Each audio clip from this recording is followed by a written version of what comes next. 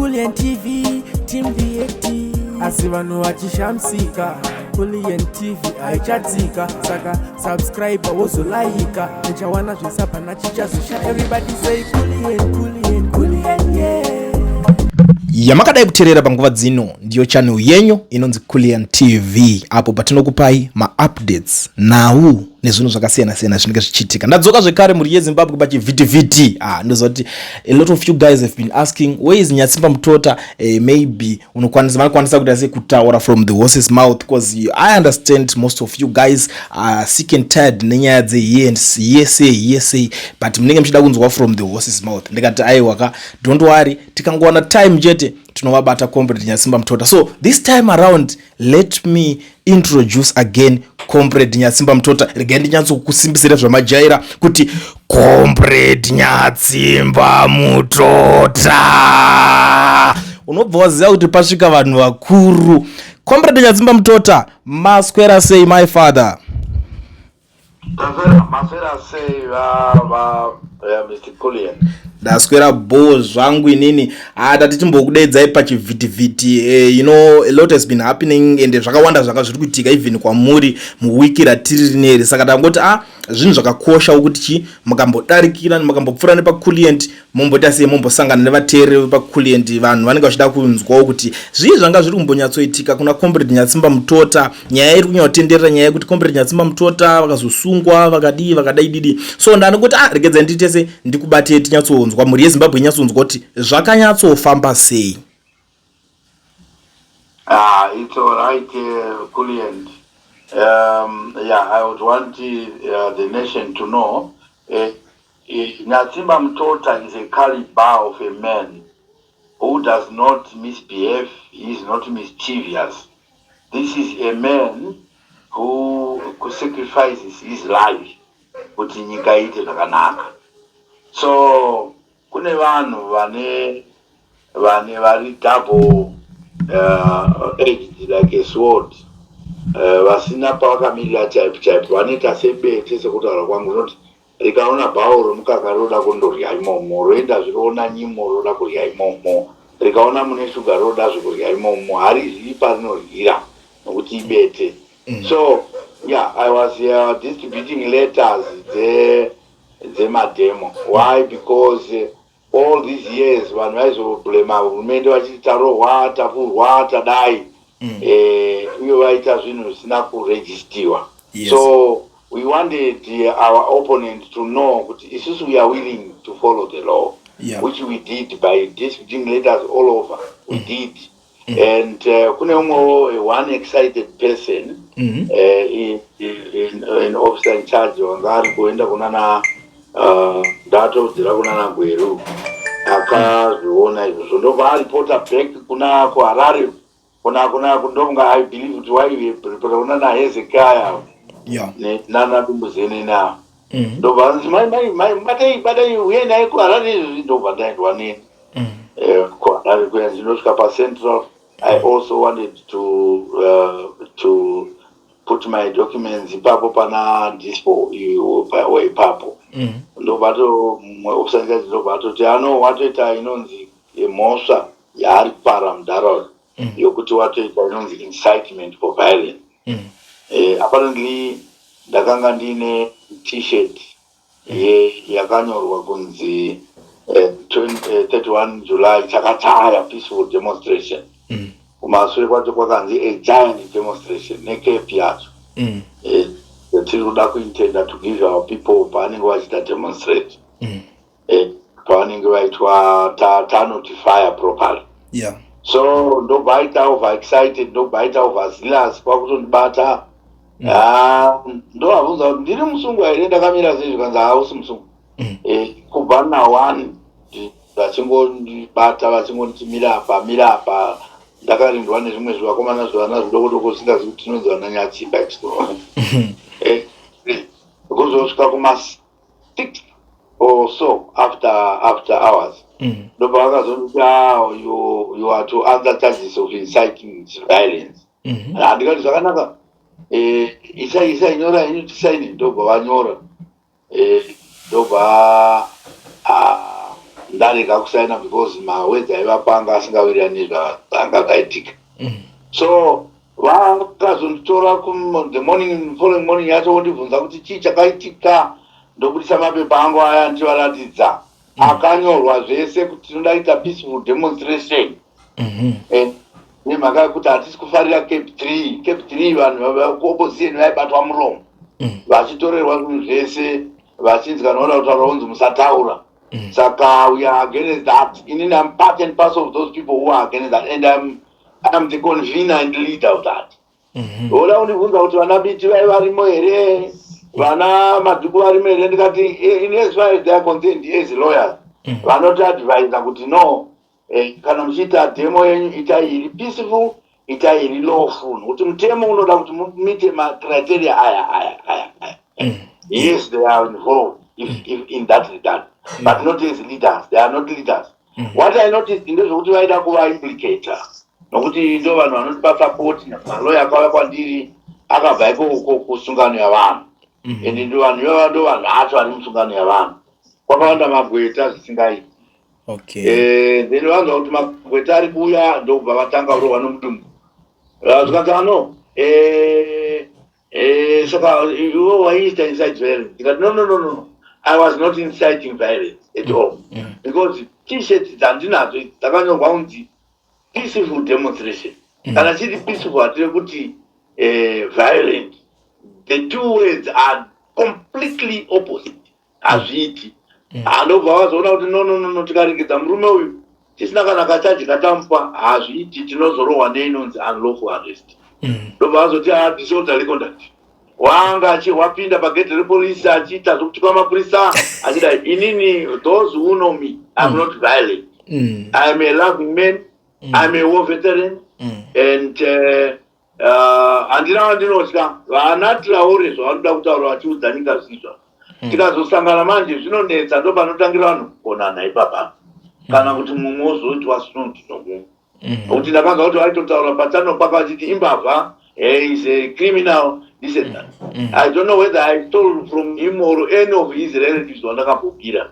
Zvokuti imbavha zani basa rese. At this moment, mbavha or no mbavha, what we want is to change the regime lawfully.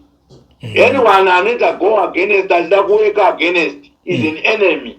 Whether it is a news channel or what, inoita against this movement yokuti tiite chinhu one. Munhu yeye haasuri haiti, munhu yeye is a big enemy. Ndototouresa nyika yese tichipuwa zvimadraconian laws zvinoita kuti munhu one ararame nyika yese. Ndo zvinonzi nanatinati mamutota kwete timbobva tipinde tikupe kurarama kwakanaka. Don't I think I have said it to you zvakanaka.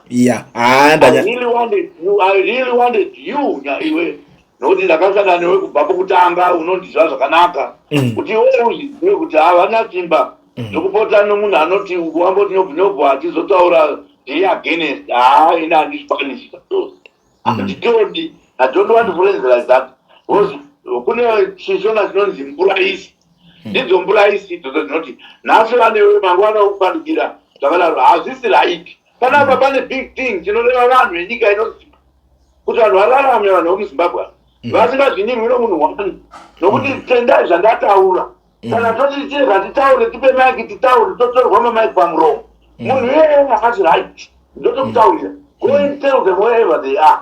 Munhu anoda kumanikidza vanhu kutaura zvavasingadi kuti taura zvandoda ini chete, munhu yeye hakasi right. Tinoita nzwanane paari. Kana Hezekei achiita izvozvo, muti azviziva zvatosa. Nokuti ini yatimba mutotema. Madziteteguru angu ndo vakanga vachivaka Great Bus. Ndo vane use hwese hwano muzukuru wedu iyo Hezekai. Varege kuti hazvinhu tiri correct zvokudzvinyira vanhu. Tatakaona izvo zvinhu sazokuronzera zvatakaona ikoko kumasitero. Pane lot of politics dzatakatobata ipapo. Tandava kuti ndikaudza nyika panapa. Vanhu vanonetseka nokuziva kuti hakuna zvakadaro zvingaitika munyika. Mataura. So ndachida kunyazoziva kuti alright, apa charge yacho yavakakupai yekuti mazopinda muchitukirira mapurisa kuti asei yakapera futi here kana kuti makaiswa pabail? Kana one handisina ini. I'm not necessarily a lawyer. I know law. You understand what I mean? Hakuna tu anoti kwete zvimalawyer tangu kuda ndingatosiyana na maduka nana Monzoro nana Abicha tumaloya tose tumatumbuzirene twatatoziva hapana, including vacho vaindi vaida kundi kana kutopinda haina kupinda tapisvika pakoti yakatwa thrown away kuti discharge yenyu haina nibasa rese. Alright. Kuvera nomunhu haina kupinda mukoti. No one tried this case at all. Nothing. Yeah, exactly. So what are we saying about muswa 31 July wacho? Because vana veZimbabwe manje vanodonzwisisa kuti okay, since pamwe munogona kunge makaita ukase vamwe vekuti vakamboenda ikoko hanzi mwana unobatwa zvisina kumira musheka kumasales uko odzoka achinja tone. What are you tone now? Ini handichinji tone. Ini handichinji tone. In as far as we have notified the police, I hope you hear me well. Yeah. In as far as we have notified, we are supposed to notify. Kuna manongo wanu wauti pamvumo. They've got mistaken ideas. Our role as citizens is to notify police so that police can come and avoid, suppress crime by any other power. Vana as a crime, I tell you, mahulika. Mukatime group renu, vachipana machopa vanu. Kuti vazokonzi zvavara vakatotikaita demo, which is not correct. Takati uya tine paragraph rakatonyora. I could read that paragraph to you. Yakanyora paragraph. It is quite clear. Yokuti police, we want your presence there. So that kana pakaita loud, very loud, you are very loud. We help you to fetch them so that you take them to the charge office and give them their charges accordingly. It's also we are not violent, we are law abiding. We don't like that. Any normal person has not get a clamp down on the people. Has not get a draconian laws on the people. Will understand our letter go out to an our law abiding. What we are doing here is something that is very lawful, is very constitutional. Tuma mopato auto anonoro. Atuna ukama kuti the constitution. Constitution is superior to na constitution is mopa. Is mopa that was my details deal by constitution. Mopa ino metwa in the constitution. Constitution no go you notify the police and you must demonstrate peacefully. Full stop. Panambo zoti munokuwa mvuma ne police kana na hezika. Abana hana. Yeah. Anyone arita is so vatatoona kuti munhu yeye hazi munhu ari qualified to lead Zimbabwean people. Munhu aungati kana uri baba angu wanditsika tsoka nejombo remapurisa riya rinorwadza riya. Watotema utoera mama kunyarara uchilida wakanaka ndozvineta Hezekiah. Hezekiah is not a good leader at all. According to what I saw at Central Police Station, I saw a lot which I can relate to the nation right now. Alright, so what are your message to those people vamatotaura vadata chiholigani chacho chikuda kutaimira kuti musi wa31 wasvika vanenge vada kupwanya mashopu evanhu vachiba vachitema mota dzevanhu vachiita sei vachikanganisa kuti zvinhu zvobva zvanzi zvodismisswa zvichinzi it's not peaceful? That's a very progressive question. A question inobva kumunhu ari right. Kwete zvandava ndokunzwa kuti ndakaona maprogram airi kuti vachinzi zvakazodaiwo vakanga vaneti vaka 20 billion airi azouya. I know the way and it's a good question. My message to Zimbabwe, especially those who would want to intend to cause mayhem, those who want to steal, those who want to hit others or beat others. Yeah. I say to them, follow the law to the letter. That's my advice to everybody. Yeah. They must follow the law to the letter. Not only citizens. I also tell the police to follow the law to the letter. It's two-edged my way of approaching things. If they say people are not good at demonstrating that they want to, it's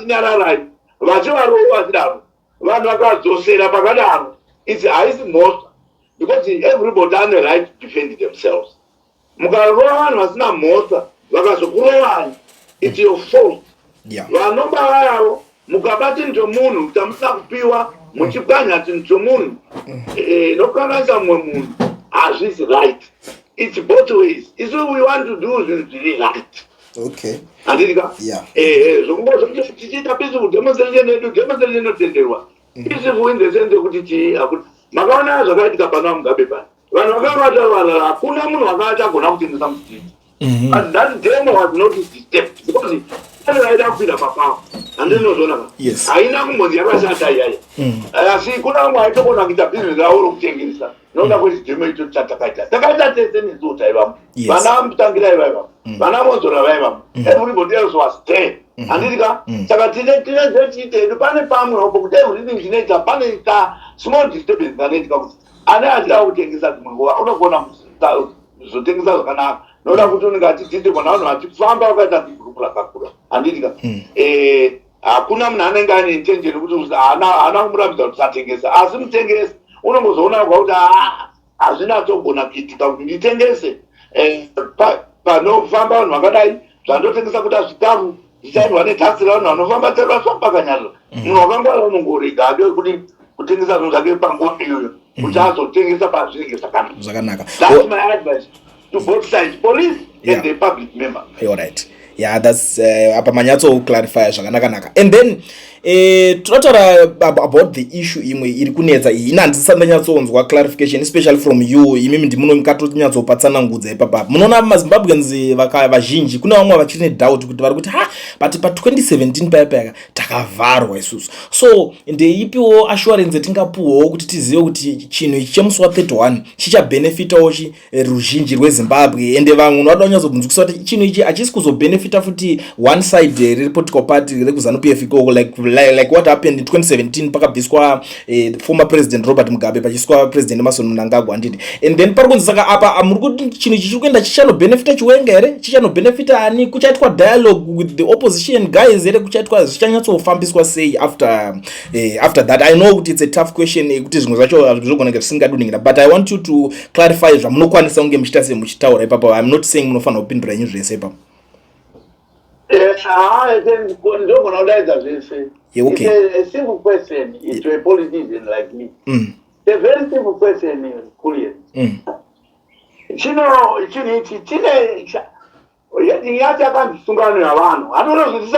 Yes. Sungano kakuirana kanetwa na vanhu ndaita. Saka sungano kanizidi pane sungano kula kuti vanhu vawirirana ndizvoka? Yes.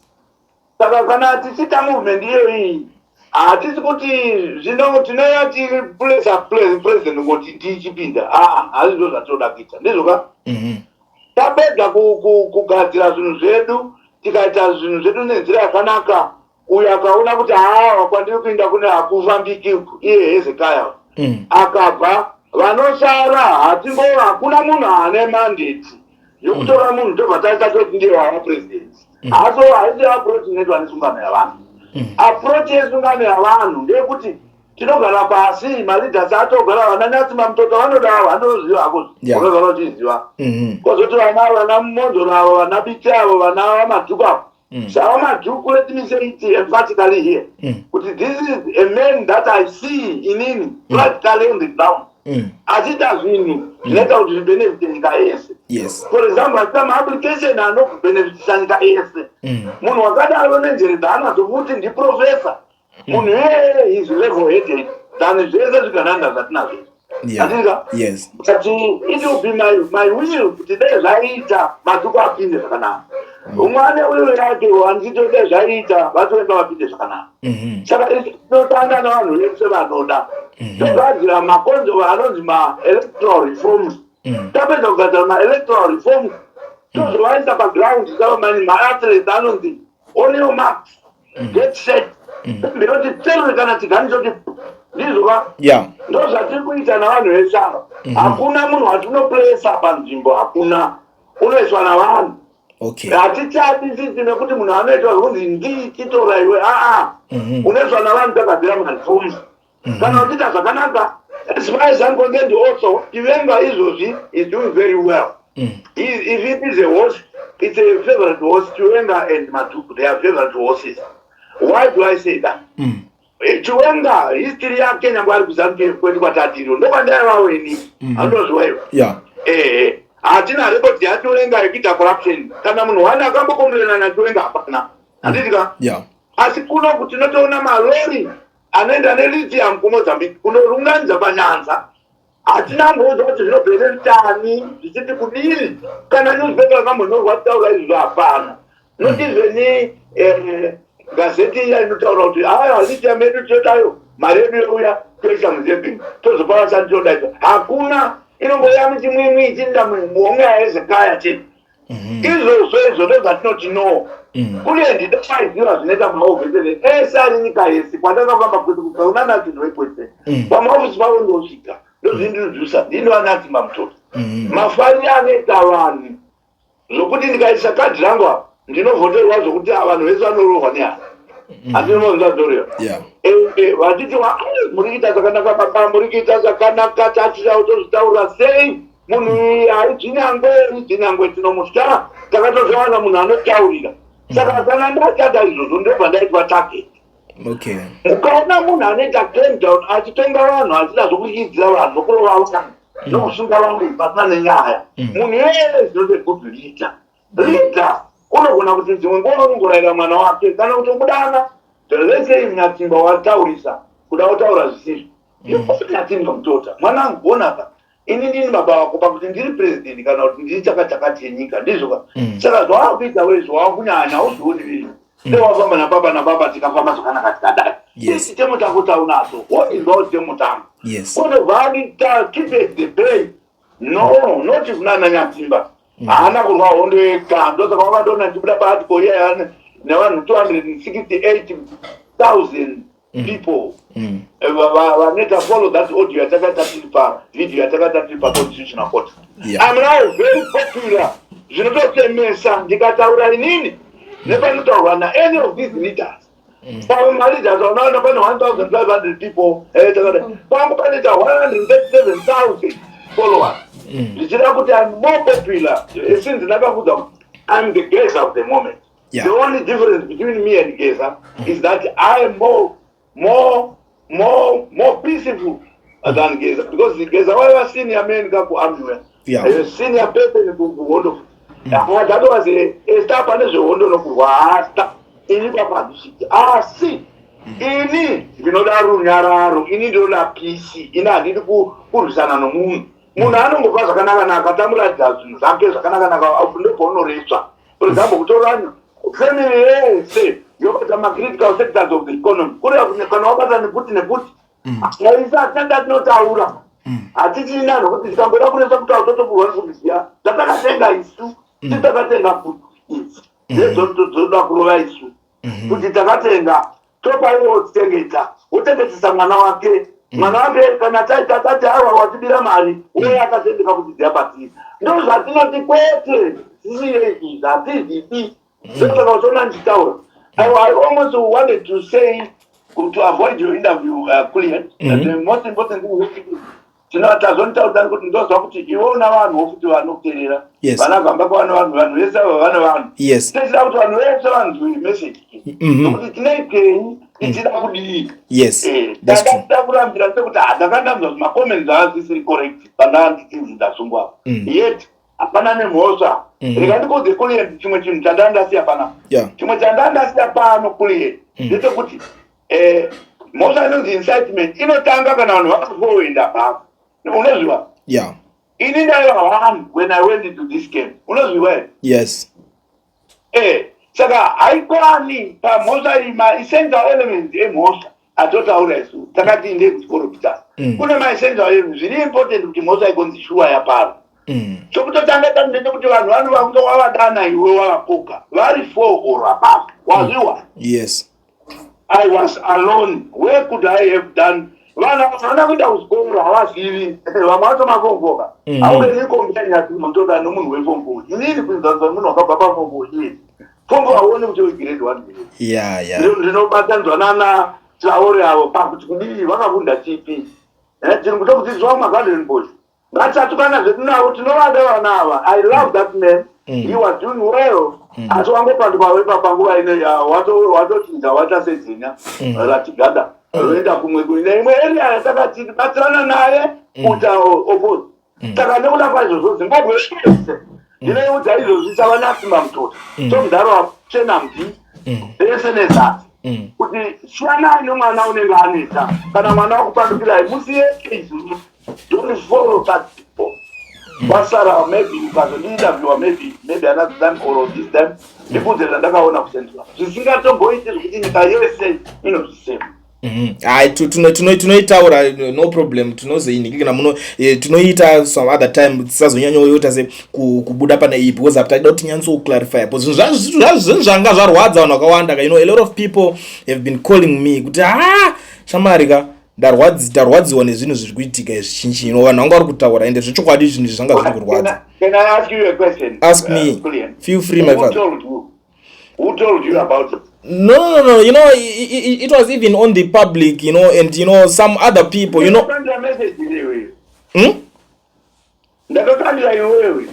Message. Yeah. Yes, everyone else, Yeah. As always, yeah. You did. That's true.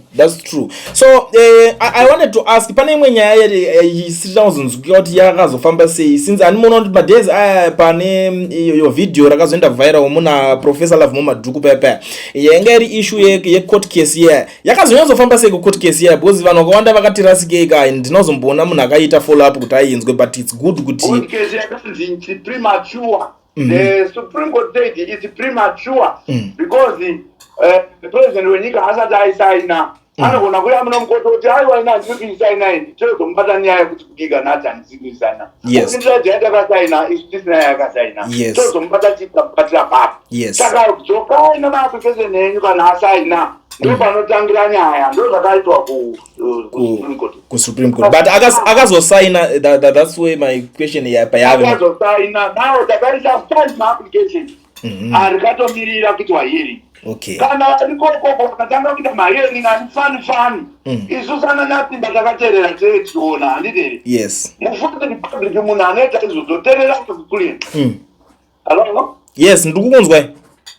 Mufuta republic any judge, any magistrate, any prosecutor, any law enforcement agent anoita zvokupikira vanhu zviri pachena kuti wamboti wewe mozodokanayo mukaona asaina zvinenge zvaipa utikazodzoka ukadzinisa futi you are now an enemy estate to we declare you an enemy yavanhu tipopinda ngoti republic hauna tandoka kuzoitazve nokuti it's treasonous zvaunenge waita hatizviitisa vanhu ndozvatiri kutaura panapa hatiengi vanhu iwe Kulian une majaji atoziva ari very wise atinoziva ane wisdom anoita zvinhu zvavo zvakanaka vamwe vacho vanongozomanikidzwawo kuita zizvo asi tinoziva kuti vanhu ava vari wise havaafektiki vamwe vanoita zvenazvulabva zvokudanana navo vachiisa majudgment asiri correctable ivavo havana place in the court public.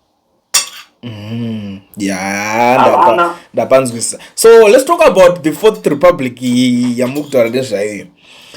Kune vanhu vakabira nyika vaya I don't know if you can answer because vanhu veZimbabwe vanyatsonzoti vanhu vakachatwa sei vamwe vaibira nyika even zvigananda izvozvo zviri kwezve. I don't know if you can shed light. Mufourth Republic vananyatimba vane varimo pana vamwe vajara musingaziva vanonzi vana vaWhitehead vane vachitovamo mufourth Republic vane varimo variwo mageneral iwawa nokuti maobvisa and for any information kunzeuko kune shadow government yatofoma yamusingazivi vananya imi yafoma iriko inoda kuti kana aiwa vanhu vakatibatsira kuita zviri pamutemo kubvisa zvinhu zvinotirwadza vakatibatsira tichibvisa zviri pamutemo pasina violence pasina ruvengo unozviwa here kune togoya ichinda mufourth Republic corruption kunenge kusina zvachose. We will not tolerate corruption in the Fourth Republic. Things will be done about God in Fourth Republic. Hakuna kana nepotism nechiziva anoda kutoemploya munhu inoda kuti mwana wangu mufourth Republic hakuna izvozvo mufourth Republic. Izvova mari dzese dzakabewa nezvigananda tinodzida Fourth Republic. Zvigananda tinosunga tesa mujeri in the Fourth Republic. Fourth Republic is coming with a good package in the Fourth Republic. We are going to give my civil servants mari inotangira pa1,500 salary ichigumira kuma4,000 mufourth Republic because nyika ino ine machete kuti vanhu vakatarisa havana kuzivawo sezvamazira tenda isi takaita economics clear ndakaita economics kwete zvokukopa ndakaita economics zvokugona chaizvoi unozviwa here lakuti ndikubvunzire papapo uchiita so mukana wana Ezekiel vakateerera vatori manhuta unozviwa ndakuti nyika inoyi for example I'm looking at one resource land unozviwa here land ravana mabhunawo it's 597 million hectares nyora pasi pacalculator pako ndoda answer from you nyora pacalculator 597 million hectares. Let me look for the calculator quickly. Okay. Yeah, do that. All right. Just 1 second. 5. Kana peni inoita. Nokuti so mulaza alikoshi. All right. 597 ozeta ma 06.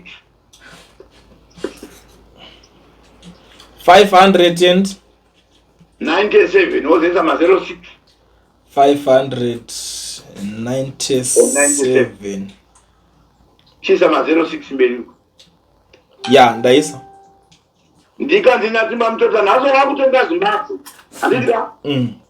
Currently we are using 3.7 billion to run our economy. I hope you understand that. Yeah. Inini ndesa policy zingatadzi munhu kumeso zingatadzi kuti ndikomuredi wakamurwa ndakadai handina izvozvo ite policy inoita kuti wake musha ndobva ndati everybody ane commercial land nokuti mahedzi andakupaa ndokumahairana varungu chete unozviwa here. Yeah. Ndoti mumwe nomumwe anoshandisa 1 hectare yoga 1 hectare pagore wobhadhara kuhurumende $100 multiply ipapo multiply 597 million on by 100. What was the answer I want about? Yo. What is the answer? Yo. 59.7 billion, yeah. Yes. 59.7 billion compared to 3.7 billion.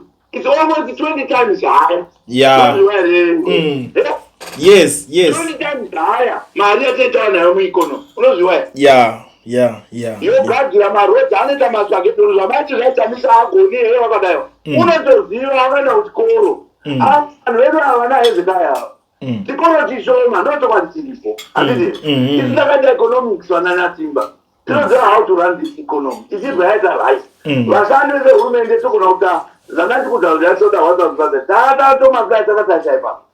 Kama that isusu izwa vanokora 270 times 10 tikangoti times nokuti 20 times haya to times 10 37 times 10 3700 salary yatobuda yomzimbo sapo. Yeah. Tinara kune mari yakawanda inogona kugadzira roads matrababla tautaura tova gore mamwe achimbodona hachidai hachizomboendiki zvinovakwa zvakanaka nyika yoita zvezvokanzi apa ndataura one resource handina kutaura miti iri munyika handina kutaura uswa handina kutaura maelephant ari muno handina kutaura mhara handina kutaura mari inobva kumaroads handina kutaura lot of mari inobva kuzvikoro handina kutaura mari inobva kumataxis mwanangu this economy vanatsimba mutota can run it in a very efficient way. Ichibva yaramisa vanhu vese vari kudiaspora vese vanodzoka kusa kwapo nokuti kune kwana nenyama yakanuna kwete vana adumbizeneno vanenge dari kubava vachizwa chimwe chinhu chiri critical chokuti kana uri mukuru wenyika usasamaridzana kana vanhu vanonyatsimba vambosungwa akaenda kujeri akati wakone zvigezi ndizvoka haisienda va the best friend yako ukangoda kudaro chete waita somufundisi anoti anofundisa vanhu chete asi achindovata nezvifeve kumasabhini hausi mufundisi uri mhumhi una undinzwa iwe kuliendiwe ndiri kukunzwa akatava kutaura zvinhu zvakafungwa pamabhuku kwete zvekutombotaura kuita politics zokunesa zvipakira mudenga handizvo politics dzinoda kuitwa tisingaenda fei neeconomy maeconomist aya vanomanidza nareservice vanhu vananda autonomy yavo vasingazvetiwi nesu namapolitiki handiti madhaji angera autonomy asingambozvizvi kuita namapolitiki futi dzati wenda zvino zvisinge zvino zvakaora zvinonikwa nyika yedu zvakaora zviri pachena Yeah. for example toti constitution iri current iri kutoti no kana ukange uchida kuita beneficiary we-change of constitution ukange ichinja iwewe you are no longer a beneficiary utokona waita beneficiary zvinhu zvakadaro zvinonhuhwa kune unozviwa here musakurudzira vanhu kuita zvinhu zvisiri correct vaziseita zvakanaka we love these people we love them but they don't have his knowledge possibility kuti varipa vanogona ngouta vanga vachishanda navo vatoenga aida kuinda inyama yavo wakambotitira wakaita zvakanaka wakandiraramisa ndikadavo paipadapa wakufatiwe ukandirarama zvino zvandakuita ndakuenda chiweni undichengetewo sokuchengeteka kwandakambopita unozviwa here unogona kuchengeteka pasina nharo hauna unokuvenga hauna unotiza nenyadzi una vamwe anozotiza nyika vonyara vanozotiza nyika vonyara kuna vamwe anozotiza nyika vamutana navamwe vachipoita hasha vana vadiki vane hasha hatidi zvakadaro munyika toda kuti ubve zvakanaka tigokuchengeta somudhara wedu tikuchengeta zvakanaka uri statement uchifamba pakati pedu tichitiyesanesa toti aiwa wisai baba vatonga unozviwa here zvatoda kwete zvatinoona izvi zvatoona izvi ndezvechidzinyange chidzinyange hachishandi unoona pane imwe shiri inonzi zizi unoziva rai nokuti rine zvinhu zvakati tunduma pamusoro pavavo dzose dzenyika ino dzaifunga kuti inyanga saka dzairishastereki kukazoita imwe shiri hwani ainzi nekuri ndobva yandoongorora ikaona kuti hapana nyanga zizi rakatanga kwapurwa timbobviswa minhenga nedzimwe shiri nokuti shiri dzakanga dzatambudzwa nezizi for a long time marambire anoita ashiri dzomusango tana zizi avo vakufamba usiku avo handi watovarwa kuita isusa isu tiri vanhu tovarwa torarama sevanhu tichidanana tichiwirirana nomudhara wedu alright. Yeah, that's true. So before I let you go, Mr. President, I want you to answer this question because imanje kai vanhu vakawanda vanga vakamirira kunzwa umu mu4th Republic chamisa muchaita wose nayo chamisa because at the end of the day atifani kuignore that true one because munhu kuti ane about 2 million followers and above if I'm not mistaken. All right. Isho zvatakuudza. I am not a qualified person kuti chamisa utanga kamira pakadai. Ndinaka yekuti zvese zvinobva nezvipe zvavanhu. Handiti nyoka ine muheza. Tati nyoka ine muheza painofamba naye panoonekwa kunzi apa pava manyoka. Unozviwa here? Inizvo zvandiri kutoita zvirikutogadzira muheza wopandafamba napo. Ende vanhu vanosara kumashure kwangu vanoongorora kuti murume wambofamba sei kusvika apa. Izvo zvondoshandisa future yangu. Navatamika vandotatika pavari kuti kana vanhu vachifara naye Joshua vatiri kumuda Joshua unongoenjoya unongovhoterwawo nokuti madhoma anenge aitwa izvoka nguva ino haisi nguva yekuti tivengane nani kana ani zvake vese tinovada nhambo mupana wangu wakanga taura akati vamayandi vasungwa